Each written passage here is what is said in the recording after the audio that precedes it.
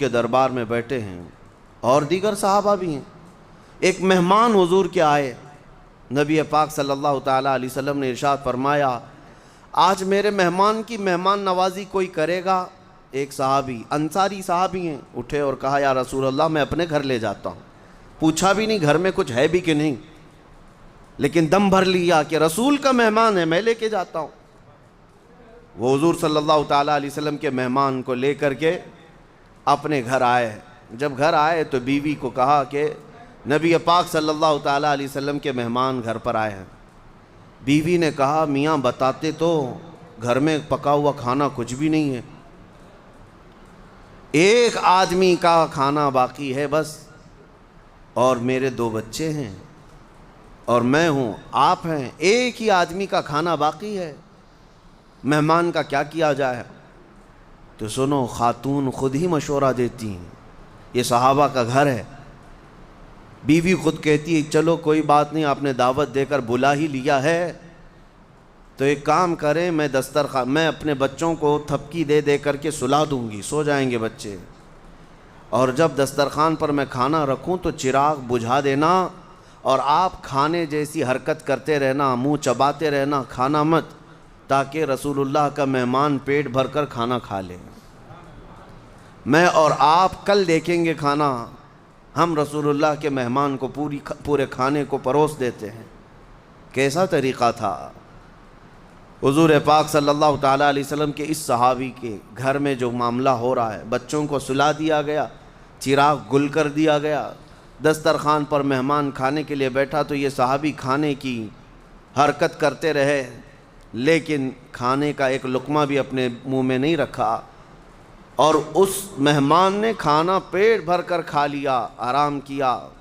صبح جب مسجد نبوی حضور صلی اللہ علیہ وسلم کے پاس یہ لے کر کے پہنچے، نبی پاک صلی اللہ علیہ وسلم کھڑے ہو گئے اور کہا مرحبا، تو نے میرے مہمان کے ساتھ جو رات میں سلوک کیا وہ جبرائیل امین نے مجھے بتایا۔ اللہ تجھ سے راضی ہے، اللہ تجھ سے راضی ہے، تیرے بہترین جزا تجھے عطا کیا جائے گا۔ میں یہ پوچھتا ہوں کہ ان کے اندر نفس کہاں تھا، ان کے اندر خواہشات کہاں تھی؟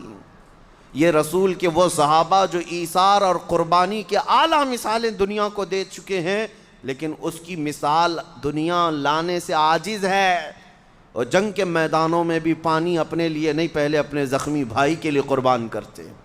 گھر میں اگر کوئی تحفہ آ جائے تو پڑوس پر نچھاور کر دیتے۔ یہ معاشرہ، یہ سوسائٹی میرے رسول نے بنایا، ان صحابہ کو اعلیٰ کردار تک پہنچایا گیا ہے۔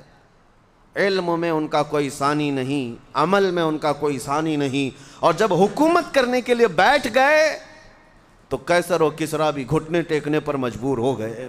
دنیا کو میرے رسول کے غلاموں نے سکھایا آداب زندگی ہوتی کیا ہے، آداب معاشرت کیا ہے، یہ میرے رسول کے غلاموں نے دنیا کو بتایا۔ پارلیمنٹ کا نظام کس نے لایا ہے؟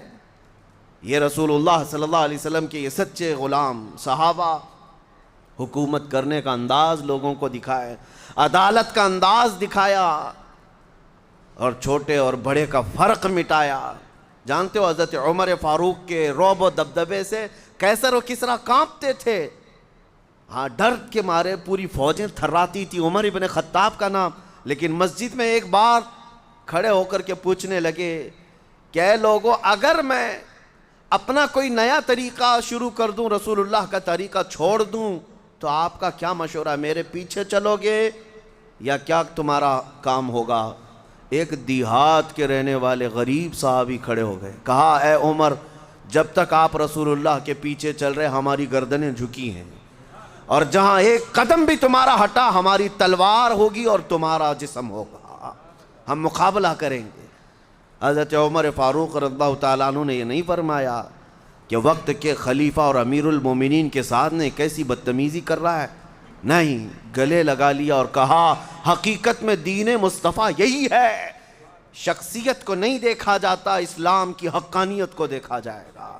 عزیزان گرامی وقار، وہ صحابہ کے مزاج میں آج آپ کے سامنے اس لیے عرض کر رہا ہوں کہ صحابہ نے سچے چہرے کو میرے مصطفیٰ کے دین کے، اللہ کی اس دین کے پوری کائنات میں پیش کیا ہے۔ آپ کو ایک بات میں بتاؤں، جب نجاشی بادشاہ کے سامنے صحابہ کا ایک قافلہ گیا تھا، وہ حبشہ کا رہنے والا بادشاہ، عیسائی بادشاہ، اور اس کے بعد جب یہ وفد گیا صحابہ کا کہ ہم یہاں رہنے کے لیے آئے ہیں، ہمیں پناہ دی جائے، مکہ والے بڑا ظلم کرتے ہیں، اس نجاشی بادشاہ نے کچھ سوالات کیے تھے۔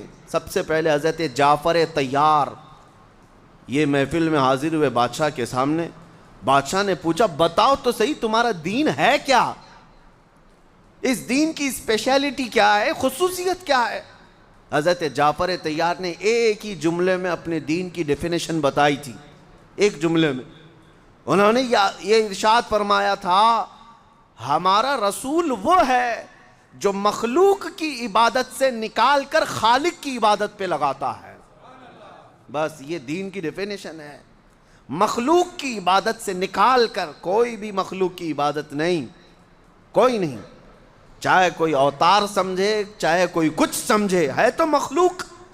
میرا دین یہی ہے، اس کی خصوصیت یہی ہے کہ یہ مخلوق کی عبادت سے نکال کر خالق کی عبادت پر لگاتا ہے۔ اب میں جو مسئلہ عرض کرنے آیا ہوں میرے عزیزو، صحابہ کا بڑا احسان امت پر ہے، بڑا احسان امت پر ہے۔ دین کا سچا چہرہ اگر وہ لے کر نہ چلتے تو دین کا نظام کیا ہوتا؟ آپ کو میں بتاؤں، جب میرے آقا صلی اللہ تعالیٰ علیہ وسلم کا آخری وقت تھا، سارا دین کس سے ہے؟ میرے نبی پاک سے۔ وہ جو نہ ہو تو کچھ نہ ہو، حضور پاک صلی اللہ تعالیٰ علیہ وسلم سے سارا دین ہے۔ صحابہ بھی ہر چیز میں میرے نبی کے محتاج تھے، لیکن وہ واقعہ، وہ حالت کیسی ہوگی صحابہ پر جب نبی پاک صلی اللہ علیہ وسلم کا آخری وقت آ گیا، جب حضور اس دنیا سے رخصت ہونے والے تھے۔ اس وقت کے حالات کتابوں میں لکھیں، پڑھ کر آج بھی رونگٹے کھڑے ہو جاتے ہیں۔ بے انتہا محبت کرنے والے صحابہ جب حضور کو اخیر وقت میں علالت میں دیکھے، حضور مسجد میں نہیں تشریف لا رہے نماز پڑھانے کے لیے، اتنی طبیعت میں علالت، نبی پاک صلی اللہ تعالیٰ علیہ وسلم کا آخری وقت جب آیا، جانتے ہیں جب روح حضور کی قبض کر لی گئی، ماں عائشہ صدیقہ کے حجرے میں تھے، سب سے پہلے جو حجرے میں داخل ہوئے حضرت ابو بکر صدیقہ ہے۔ آتے ہی نبی پاک صلی اللہ تعالیٰ علیہ وسلم کی پیشانی اقدس کو بوسہ دیا اور اس کے بعد کھڑے ہو گئے۔ حضرت عائشہ کہتی ہیں اس وقت تک تو مجھے پتہ نہیں تھا کہ رسول پاک صلی اللہ علیہ وسلم دنیا سے رخصت ہو چکے۔ حضرت ابو بکر صدیق غم کے عالم میں اندر تھے، لیکن اس وقت صدیق اکبر کا دل اور سینہ کتنا مضبوط ہوگا، جو ایک لمحہ دیدار رسول سے غافل نہیں ہوتے۔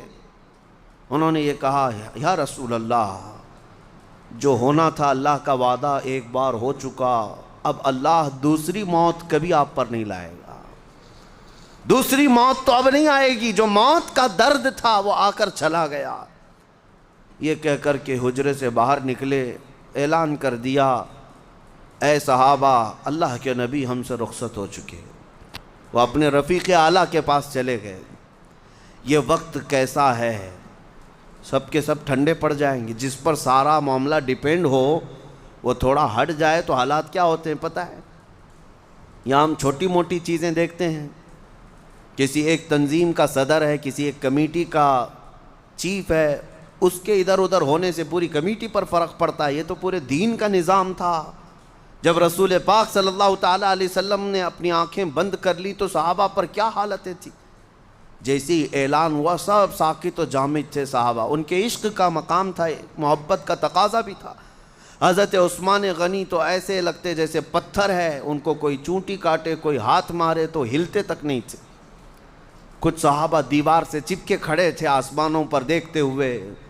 حضرت عمر کی کیفیت یہ تھی کہ تلوار نکال کر مدینے میں گھومتے تھے، خبردار کسی نے کہہ دیا کہ میرے نبی کا انتقال ہوا، میں اس کی گردن مار دوں گا۔ میرے رسول اللہ کی بارگاہ میں گئے، وہ آئیں گے، یہ ان کی محبت کا تقاضا تھا۔ سب الگ الگ انداز میں تھے، یہاں تک کہ حدیثوں میں موجود ہے مدینہ اتنا کبھی نہیں رویا جتنا اس وقت رسول پاک صلی اللہ علیہ وسلم کی آنکھیں بند ہوئی۔ اور صحابہ نے یہ بھی لکھا ہے، اس دن سے زیادہ روشن کوئی دن ہی نہیں آیا مدینے میں جب میرے آقا صلی اللہ علیہ وسلم ثنیۃ الوداع کی گھاٹی سے مدینے میں آ رہے تھے۔ اس سے روشن دن کبھی مدینے میں آیا نہیں. اور مدینے والے کہتے ہیں اس سے زیادہ اندھیرا کسی دن آیا ہی نہیں جس دن میرے آقا نے مدینے کو رخصت کیا, دنیا سے رخصتی لے لی. اس سے زیادہ اندھیرا ہماری زندگی میں آیا ہی نہیں. اب سوچو دین کا نظام چلنا کیسے ہے. حضور پردہ فرما چکے, صحابہ کھڑے ہیں. اس وقت جس نے مشن اٹھایا, باغ ڈور سنبھالی, وہ صدیق اکبر کی ذات تھی. کھڑے ہوئے ممبر پر لوگوں سے کہا, اے لوگو بتاؤ تم محمد صلی اللہ علیہ وسلم کی عبادت کرتے تھے یا اللہ کی عبادت کرتے تھے؟ سبوں نے کہا ہم اللہ کی عبادت کرتے تھے. تو حضرت ابوبکر صدیق نے کہا وہ اللہ کل بھی تھا, آج بھی ہے, ہمیشہ رہے گا. اور محمد صلی اللہ تعالیٰ علیہ وسلم کے متعلق قرآن میں آیت ہے وَمَا مُحَمَّدٌ إِلَّا رَسُولٌ قَدْ خَلَتْ مِن قَبْلِهِ الرُّسُلُ. محمد تو اللہ کے ایک رسول ہیں, ان سے پہلے بھی رسول آئے, لیکن کیا رسول کے جانے کے بعد تم الٹے پاؤں پھر جاؤ گے؟ تو قرآن کی آیت ہے, اللہ فرماتا ہے کسی کا دین سے پھر جانا اللہ کو کوئی نقصان نہیں پہنچا سکتا. صحابہ کہتے ہیں اس دن ہم کو لگا یہ آیت کہاں تھی, اب تک ہمارے ذہن میں ہی نہیں آئی. سب کھڑے ہو گئے. حضرت ابوبکر نے کہا نماز کا وقت ہے, نماز قائم ہو. 2 دن تک نبی پاک صلی اللہ تعالیٰ علیہ وسلم کا جسم ناز حجرے میں رکھا ہوا تھا, 2 دن تک, اور نمازیں برابر وقت پر ہوتی رہیں. اسلامی احکام جیسے تھے ویسے ہی ہوتے رہے. حضور کی تدفین کا معاملہ آیا. صحابہ اکرام رضوان اللہ تعالیٰ علیہ مجمعین میں اب کون مشورہ کرے گا؟ اختلافات بہت ہوئے ہیں, لیکن کوئی اختلاف اس غلیظ قسم کا نہیں تھا کہ ایک دوسرے کو گالیاں دی جائیں. یہاں تک کہ میں آپ کو بتاؤں, یہ مسئلہ آج میں نے جمعہ میں چھیڑا ہی اس لیے ہے کہ آج اس کی ضرورت ہے. میں ابھی بتاتا ہوں. حضور کے وصال کے بعد جب آپ کی تدفین کا معاملہ آیا, غسل کے لیے صحابہ میں اختلاف ہوا کہ غسل دینا چاہیے کہ نہیں دینا چاہیے, اور دے گا تو کون دے گا نبی پاک صلی اللہ علیہ وسلم کے جسم پاک کو. صحابہ کہتے ہیں ہم حجرے میں کھڑے تھے, آدھے کہہ رہے تھے کہ غسل دینا ہے اور آدھے کہہ رہے تھے نہیں دینا. اختلاف ہے یا نہیں ہے؟ فرماتے ہیں اچانک ہمیں اونگ آئی, سب جتنے تھے وہاں پر اونگ آئی, جیسے جھپکی لگتی ہے نیند. تھوڑی دیر کے لیے اونگ آئی, اس کے بعد ہم نے سر جھٹک کر بیداری کا اظہار کیا. دیکھا تو ہم تو بیدار تھے, لیکن رسول پاک غسل کیے ہوئے تھے, جسم پاک پر پانی کے قطرات تھے. صحابہ نے کہا یہ اللہ کی مرضی ہے, اپنے رسول کو اس نے اپنے ملائکہ سے غسل دیا. پھر اب دفن کہاں ہو, اس سلسلے میں بھی صحابہ کا اختلاف تھا. بعض صحابہ کہتے تھے کہ بیت المقدس لے کر کے جائیں گے, مسجد اقصیٰ میں جہاں کثرت سے انبیاء کرام دفن ہیں وہاں ہم رسول اللہ کو دفن کریں گے. بعض کہتے تھے نہیں, حضور کا پیدائشی مقام مکہ ہے, ہم مکہ لے کر جائیں گے. اختلاف تھا کہ نہیں تھا؟ صحابہ میں اختلاف ہوا. حضور کا جسم ابھی موجود ہے. میں آپ کو بتا رہا ہوں یہ اختلاف کس قسم کا تھا. سب حق کی تلاش میں اختلاف تھا. اس کے بعد صدیق اکبر اللہ تعالیٰ عنہ اور کچھ صحابہ نے کہا ہم نے رسول اللہ صلی اللہ علیہ وسلم سے یہ حدیث سنی ہے, اللہ کے نبی وہیں دفن ہوتے ہیں جہاں ان کی روح قبض کی جاتی ہے, جہاں ان کا انتقال ہوتا ہے نبیوں کا, اسی جگہ وہ دفن ہوتے ہیں. تو اس بات پر پھر صحابہ کا اتفاق ہوا, اور نبی پاک صلی اللہ تعالیٰ علیہ وسلم حجرہ عائشہ صدیقہ میں انتقال فرمائے تھے, اور اسی حجرے میں آج تک میرے آقا آرام فرما ہے. تدفین کا معاملہ تھا, بغلی قبر کھودی جائے کہ صندوق والی قبر کھودی جائے. بعض صحابہ کہتے ہیں کہ صندوق والی قبر جو باکس ٹائپ کی ہمارے ہاں ہوتی, اور ایک ہوتی ہے بغلی قبر جس کو لحد کہتے ہیں, ایل شیپ میں ہوتی ہے, یعنی قبر کھود کر کے پھر اندر کی طرف ایک اور کھڈا کھودا جاتا ہے اور میت کو اس طرف رکھ کر کے پھر قبر کو بند کر دیا جاتا ہے. حضور پاک صلی اللہ تعالیٰ علیہ وسلم کی قبر انور کے لیے بھی اختلاف ہوتا رہا. پھر صحابہ نے کہا نبی پاک صلی اللہ تعالیٰ علیہ وسلم نے اپنی زندگی میں اس کا اظہار فرمایا تھا کہ بغلی قبر اچھی ہوتی ہے, مجھے پسند ہے. پھر بغلی قبر کھودی گئی.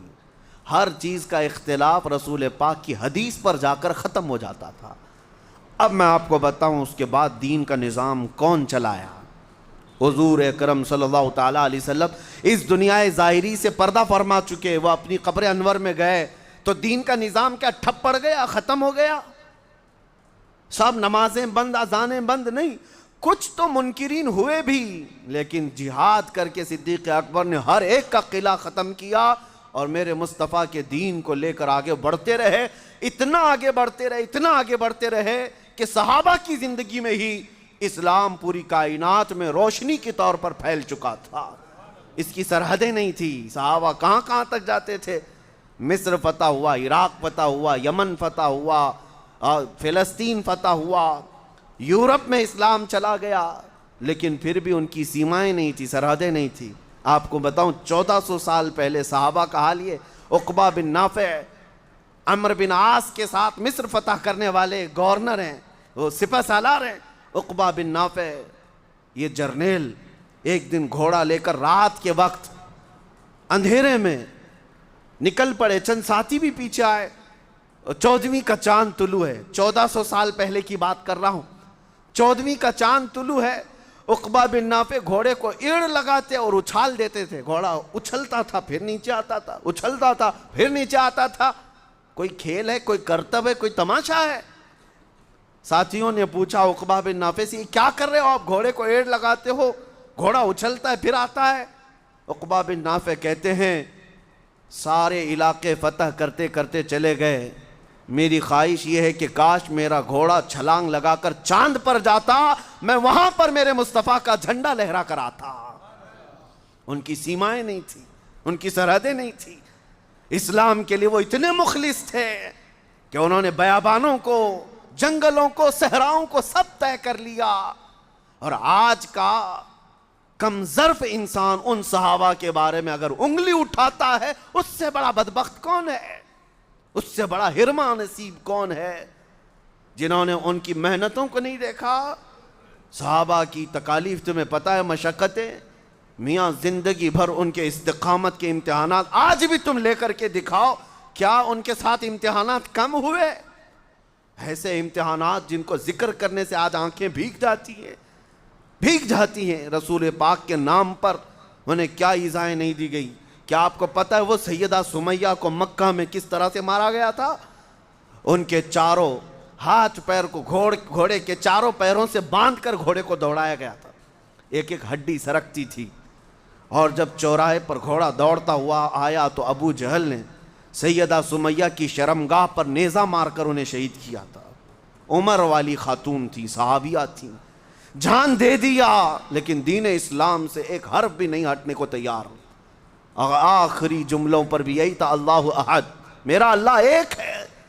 ان کے استقامت کے جذبے، آپ کو پتہ ہے احد کے میدان میں عبداللہ بن جہش ایک صحابی ہیں جن کے 80 ٹکڑے کیے گئے تھے، 80 ٹکڑے جسم کے، اور کافروں نے ہر ٹکڑے کو ہار بنا کر کے رسی میں پیرو کر گلے میں پہن لیا تھا، اور دنیا کو دکھا رہے تھے یہ محمد عربی کا غلام ہے، بہت اتراتا تھا، اس کے ٹکڑے آج ہمارے گلے میں ہیں۔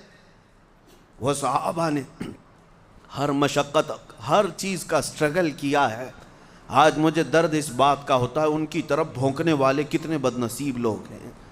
انہوں نے رسول اللہ کی صحابیت پائی ہے، صحابیت ہی نہیں معیت پائی ہے، اپنی زندگیاں وار دی ہیں میرے آقا کے نام پر۔ ان کتوں کو پتہ نہیں، ان کے اعمال دیکھو اور حضور کے صحابہ کی بات کرتے ہیں۔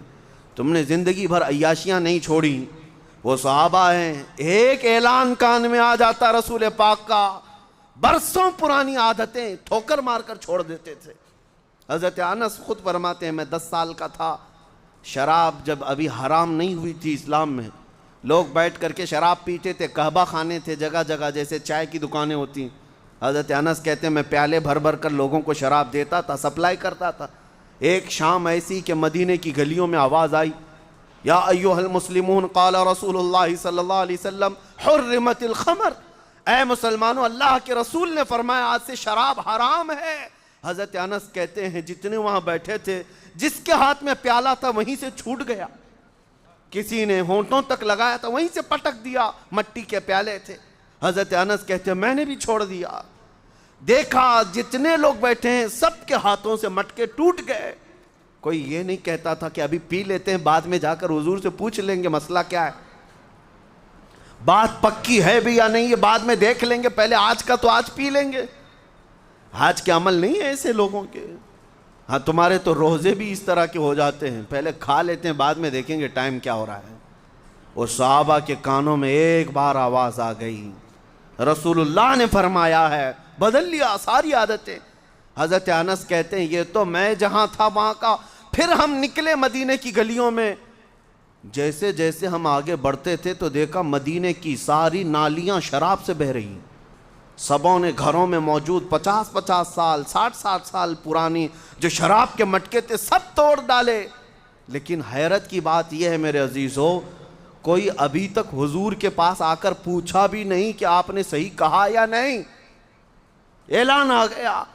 ان کا عمل وہ تھا میرے مصطفیٰ کی بات پر، ایسا یقین رکھنے والے صحابہ۔ آپ کو میں بتاؤں وہ کس قدر وفادار تھے۔ حضرت انس بن نزیر حضور کے رازدار صحابی ہیں، حضور ایک بار ان کے گھر گئے، ایک مکہ سے لیٹر آیا تھا، مکہ والے جو کام کر رہے ہیں جنگوں کی تیاری کر رہے تھے، کسی نے وہاں سے خبر بھیج دی۔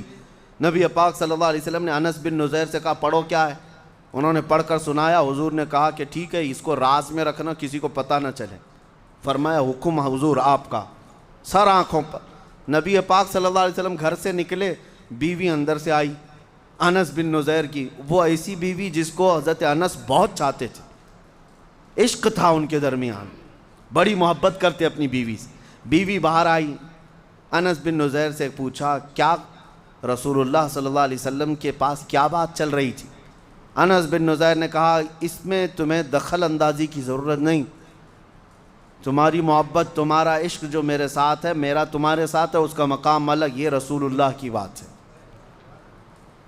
تو انس بن نزیر کی عورت کہتی ہے ٹھیک ہے چھپانا ہے چھپاؤ، لیکن میں نے تو سن لیا مکہ سے لیٹر آیا ہے، جنگوں کی تیاری ہو رہی ہے، سن لیا تھا دیوار کے پیچھے سے۔ حضرت انس بن نزیر کیا کرتے ہیں، سیدھے اپنی بیوی کی گردن پکڑ لی، کہا اس وقت تک میں گردن سے ہاتھ نہیں ہٹاؤں گا جب تک میرے رسول کا فرمان نہیں آ جاتا، کیونکہ میں خیانت دار میرے مصطفیٰ کا نہیں بن سکتا، چاہے میرے اور نبی کے درمیان میرا باپ آ جائے، میری ماں آ جائے، میری بیوی آ جائے، کوئی بھی آ جائے، گردن پکڑ کر کے حضور کے پاس لے آئے۔ ایک طرف محبت ہے، ایک طرف عشق بھی ہے، اور حضور صلی اللہ تعالیٰ علیہ وسلم کے پاس آ کر عرض کرتے ہیں یا رسول اللہ مجھ گنہگار کو معاف فرمائیں، میں نے آپ کے راز کو افشا نہیں کیا، لیکن اس نے دیوار کے پیچھے سے سن لیا۔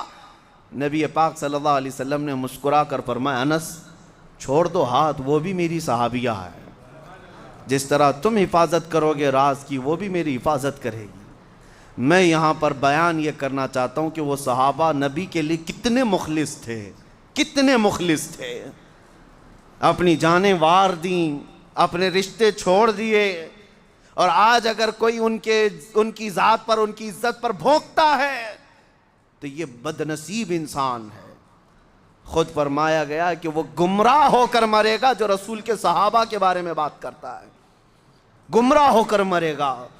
ایک بھی صحابی کے متعلق آپ انگلی نہ اٹھائیں، ورنہ میرے نبی کے سلیکشن پر اعتراض ہوگا، میرے نبی کی صحبت پر اعتراض ہوگا۔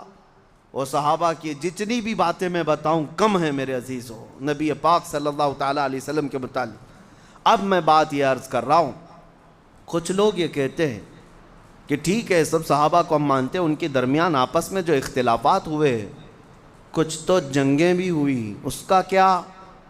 ہم آپ سے یہ کہتے ہیں آپ نہ ان کے زمانے میں ہیں، نہ آپ نے ان کو قریب سے دیکھا ہے، آپ تو بہت بعد میں آئے ہوئے ہیں فتنوں کے زمانے میں، اور اتنے فتنے کی کم از کم اپنے گھر کے فتنے سنبھال لو کافی ہے، اپنے گھر کے فتنوں کو دیکھ لو۔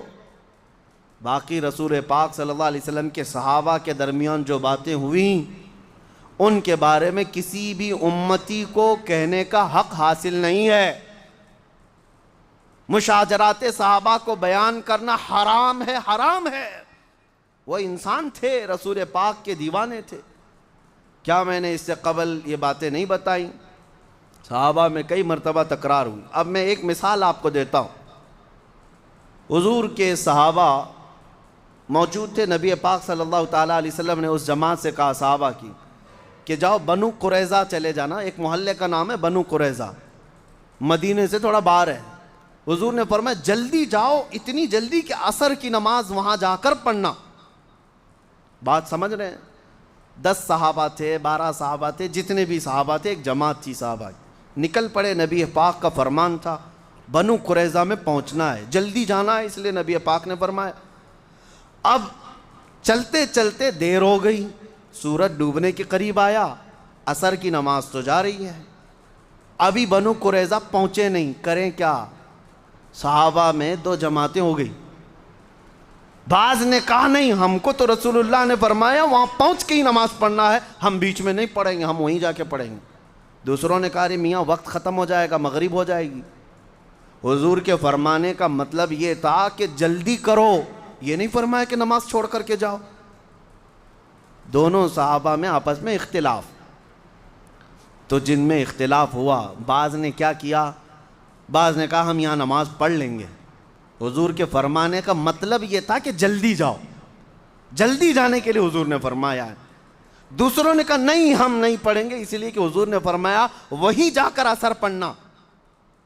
تو آدھے چلے گئے, آدھے نماز پڑھ لیے. اور جو آدھے چلے گئے تو سورج ڈوب گیا, عصر قضا ہو گئی. پھر مغرب ہوئی, پھر انہوں نے قضا کر لیا. اب یہ مسئلہ تو حضور کے پاس پیش ہوگا نا, حضور تو موجود تھے. نبی پاک صلی اللہ تعالیٰ علیہ وسلم کے پاس یہ مسئلہ پیش کیا گیا.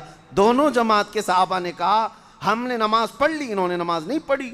نہیں پڑھنے والوں نے کہا یا رسول اللہ آپ کا فرمان تھا, ہم نے اس پر عمل کیا. تو نبی پاک صلی اللہ علیہ وسلم نے دونوں کا مقدمہ سنا اور ارشاد فرمایا میرے صحابہ کی یہ دونوں جماعتیں حق پر ہیں, دونوں صحیح ہیں. ایک نے ظاہر پر عمل کیا اور ایک مقصد کو سمجھ گیا. صحیح ہے, جنہوں نے نماز پڑھ لی انہوں نے سمجھا کہ حضور کا فرمانے کا مطلب یہ تھا کہ جلدی پہنچیں, وہ مقصد کو سمجھ گئے تھے, نماز پڑھ لیے. دوسرے صحابہ انہوں نے ظاہری لفظ کو دیکھا, حضور نے فرمایا نہیں وہاں جا کر پڑھنا, تو اس فرمان پر انہوں نے عمل کیا ہے. لیکن ہے تو دونوں رسول کے طریقے پر ہی, حضور کی محبت میں ہی عمل کیا ہے. تو صحابہ کرام رضوان اللہ تعالیٰ علیہ مجمعین کے درمیان اگر کوئی اختلاف ہوا ہے تو مقصد صرف اللہ کی رضا حاصل کرنا رہا ہے, دونوں کا بھی. یہ نہیں کہ اپنی حکومت حاصل کرنا ہے, یہ نہیں کہ اپنی بڑھوتری بیان کرنی ہے یا اپنا غلبہ بیان کرنا ہے, نہیں. دونوں کا مقصد اختلاف میں یہی ہوتا رضا الہی حاصل کرنا ہے, رسول کے طریقے تک پہنچنا ہے. اس لیے میرے عزیزو, ان کے درمیان جو بھی معاملات ہوئے ہیں, آج سوشل میڈیا پر بہت سارے مناظرین بیٹھے ہوئے ہیں. ہاں, مناظرہ کرنے والے چوک پر, کٹے پر, گلی کے نکڑ پر بیٹھ کر کے وہ صحابہ پر باتیں کر رہے ہیں, بڑے بڑے صحابہ اکرام کے بارے میں کلام کر رہے ہیں. ان کی حالتیں ایسی ہیں کہ ان کو وضو کے 4 فرض برابر ٹھیک سے معلوم نہیں, اور صحابہ کا ایمان ناپنے چلے. ان سے اگر ابھی جا کر کے پوچھیں کہ غسل کی سنتیں کیا ہیں, انہیں وہ پتہ نہیں, اور یہ صحابہ کے ایمان کے بارے میں بات کر رہے ہیں. وہ نبی پاک صلی اللہ تعالیٰ علیہ وسلم کی شریعت کے پلر ہیں صحابہ, کھمبے ہیں. ان کھمبوں میں سے ایک بھی کریک ہوگا تو چھت نیچے آ جائے گی. صحابہ کی حیثیت کو سمجھو. اب میں آخر میں یہی کہوں گا, میرے آقا صلی اللہ تعالیٰ علیہ وسلم کی اس حدیث پر اصحابی کالنجوم بأیہم اقتدیتم اہتدیتم, حضور نے فرمایا میرے سارے صحابہ تاروں کی مانند ہیں, جس تارے کی بھی اقتدا کرو گے ہدایت پا جاؤ گے, جس ستارے کی بھی پیروی کرو گے حضور فرماتے ہیں ہدایت پا جاؤ گے. اور الحمدللہ اہل سنت و جماعت کا موقف ہر زمانے میں یہی رہا کہ رسول اللہ کے صحابہ سب کے سب عادل ہیں, ثقہ ہیں, پرہیزگار ہیں. ان کے بارے میں کلام کرنا گمراہی ہے اور بدعقیدگی ہے. اسی لیے اہل بیت جو رسول اللہ کی آل ہے اس پر بھی انشاءاللہ میں کلام کروں گا. آج صحابہ کے بارے میں نے عرض کیا, یہ دونوں آنکھیں ہیں ہماری, اہل بیت رسول اللہ کی اور رسول اللہ کے صحابہ. درود جب آپ پڑھتے ہیں کمپلیٹ نہیں ہوتا, کب تک آپ کیا پڑھتے ہیں, اللہم صلی علی سیدنا محمد وعلی آلہ وصحبہ وبارک وسلم. حضور کے ذکر کے بعد آلہ و صحبہ دونوں آتا ہے۔ اے اللہ درود بھیج محمد صلی اللہ علیہ وسلم پر اور ان کی آل پر اور ان کے صحابہ پر۔ آل کو بھی ہم جمع کرتے ہیں درود میں اور صحابہ کو بھی جمع کرتے ہیں۔ یہ اہل سنت و جماعت کا ہر زمانے میں عقیدہ رہا ہے۔